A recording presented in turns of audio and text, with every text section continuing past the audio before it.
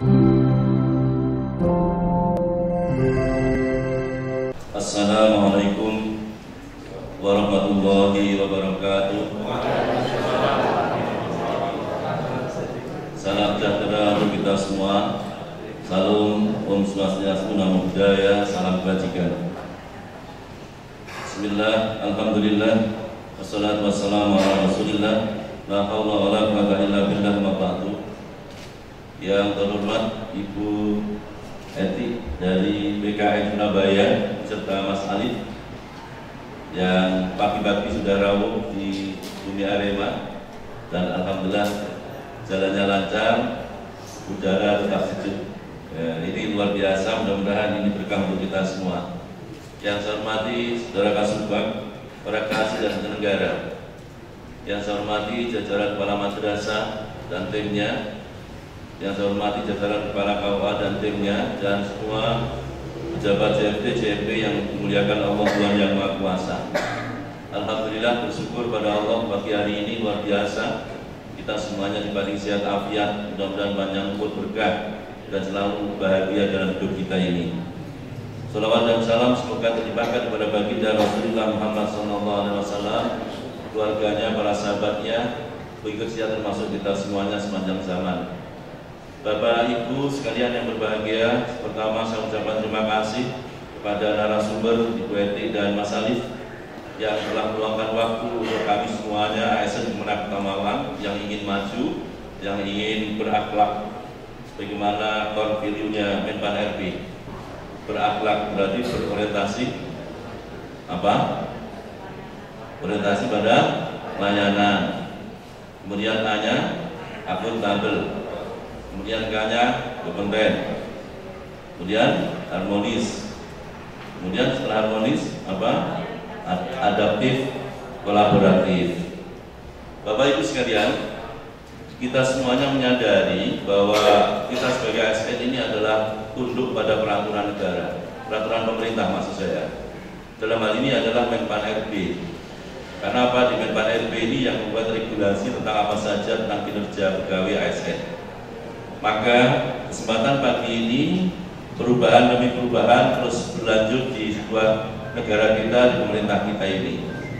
Kalau dulu pengelolaan kinerja itu berbeda, sekarang terbaru adalah Menpan RB nomor 6 tahun 2022 tentang pengelolaan kinerja. Ini wajib kita pedomani, wajib kita taati, wajib kita laksanakan. Manakala kita sebagai ASN yang baik, jika tidak maka itu kelihatan nanti. Perubahan demi perubahan, ada akselerasi bahwa ASN dengan lama dengan dulu memang jauh berubah. Mindset berpikirnya berubah, perilakunya berubah, ada core value berakhlak tadi. Kemudian ada target, ada output dan outcome yang jelas. Maka dalam rangka pemerintah ini tidak ingin kemudian rugi membayari panjenengan semua, maka melakukan langkah-langkah strategis untuk optimalisasi pemberdayaan daripada aparatur sipil negara. Kita sudah mendapatkan tukin dengan sangat layak.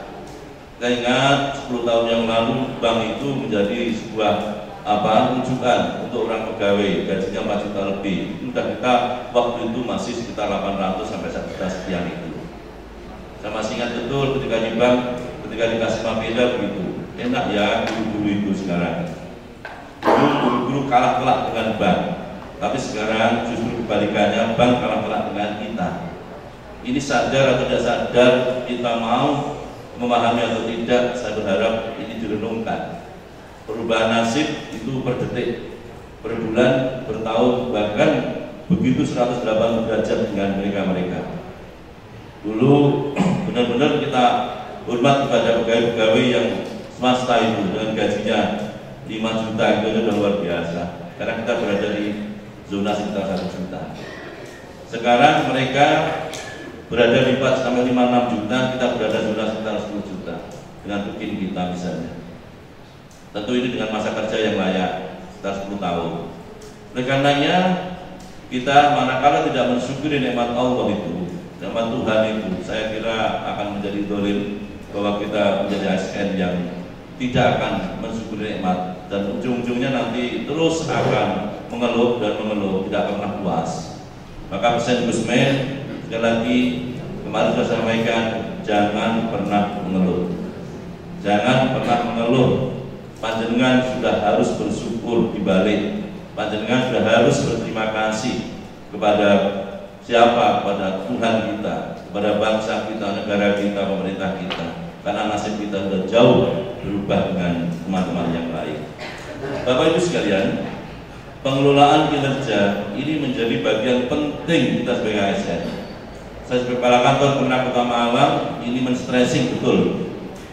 Ketika pengelolaan kinerja itu jelek, maka bisa dibayangkan bahwa outputnya akan menjadi jelek, prosesnya pun juga akan menjadi amburadul, dampaknya tidak ada, dan ini kemudian menjadi negara merasa dirugikan.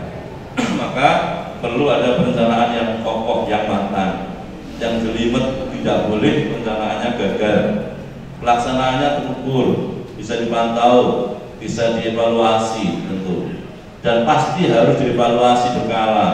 Ada triwulan, ada kemudian semesteran, ada tahunan, dan kemudian menjadi laporan kinerja evaluasi tahunan itu.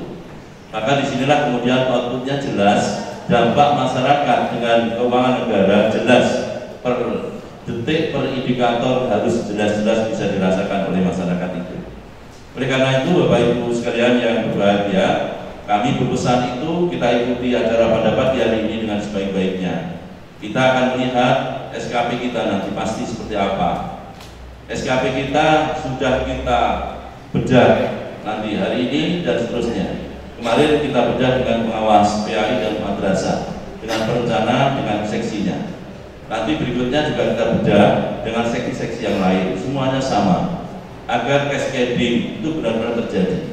Mulai pengambil kebijakan, kemudian eselon 1, 2, 3 sebagai sasaran kegiatan, termasuk eselon 2 dan 3 di Kemenang Kota Malang ini pas dibagi habis dengan para kasih, para kepala madrasah, para KUA, kemudian dari seksi dibagi habis dengan staf-stafnya. Tidak boleh tidak nyantol dengan atasan langsung. Ini hukumnya wajib. Saya ulang kembali, hukumnya wajib. Tidak nyantol jangan dinilai lagi. Kenapa? Ini menyalahi kodrat, sudah visi-visi Kementerian Agama. Maka Bapak Ibu sekalian, ini stressing saya kepala kantor, lagi-lagi SKP jangan sekedar gugur kewajiban, tapi SKP betul-betul kita bedah sesuai dengan restrap Kementerian Agama, mulai dari eselon 1, 2, 3, kemudian ke-4, dan selanjutnya ke bawah, semuanya pastikan mengintervensi habis dari tupoksi atasan langsungnya. Saya 47 dengan Pak Kanwil Jawa Timur, saya bagi tugas habis misalnya di Penma 13, maka Penma kasih harus intervensi. Di Penma intervensinya siapa? Kepala madrasah, pengawas madrasah tentunya, yang PAIS nanti pengawas PAIS, kemudian intervensi dengan teman-teman TU di tenaga pendidikan madrasah, teman-teman di seksi Penma, kemudian intervensi dari guru-guru yang ada di madrasah itu sendiri. Oleh karena itu, cascading ini harus jelas diukur betul agar supaya nilai nanti kita bagus, sakit kita bagus pada akhirnya. Ini menjadi bagian taruhan kita. Kita sudah memasuki kantor yang sudah berpredikat baik dan bisa jajarkan dengan Jogja, jajarkan dengan Bantul, kemudian jajarkan dengan Bali. Banyak hal yang bisa kita peroleh, saya kemarin juga dari Bantul, dan kita bahas pada hal yang lain.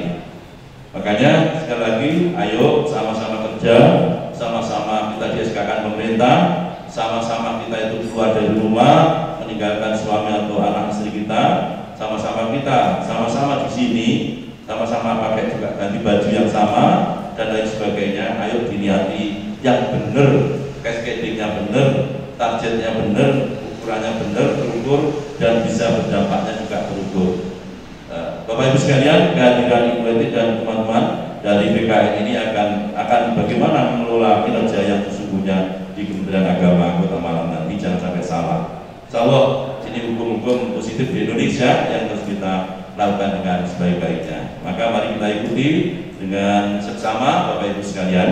Terima kasih dengan ucapan Bismillahirrahmanirrahim.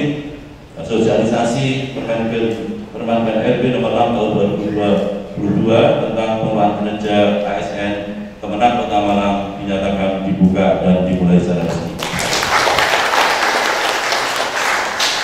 Kurang lebihnya mohon maaf. Assalamualaikum warahmatullahi wabarakatuh.